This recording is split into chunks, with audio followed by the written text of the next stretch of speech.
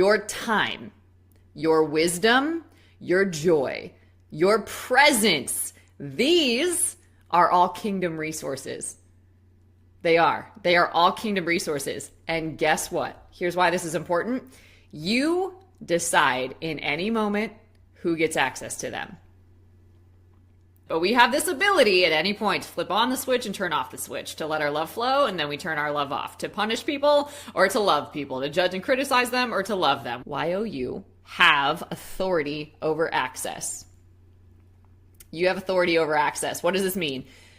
Many people think that being a believer or being a faith walker is being constantly available, constantly saying yes, never saying no, being overly generous to a fault, okay? Jesus himself was discerning with who got access to him and who did not. Even Jesus was wise and discerning about who had access to him and who did not. Why would you give the best of what you have to offer to people who can't receive the value of it?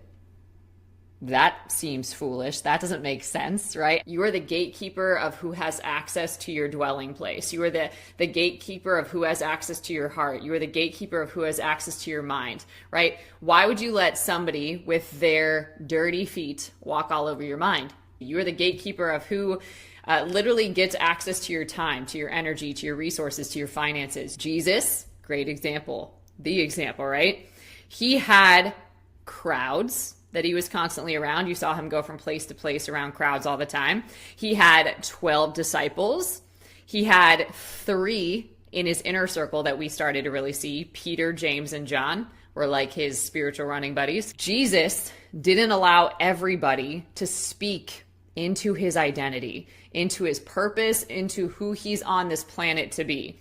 A double-minded man is unstable in all of his ways, but when you are of singular focus, you can have greater impact. How many of us would progress if we just denied action or just denied access to distraction? Discernment is key. Very few walk in discernment.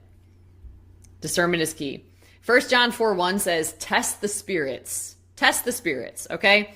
The spirit is really the spirit of something that you are being influenced by. Be okay with disappointing people, with people getting upset, when you are committed to staying in alignment and walking in obedience with the Lord.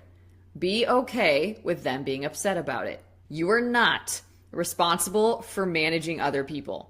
What they are thinking, what they are feeling has nothing to do with you. It is not unloving to say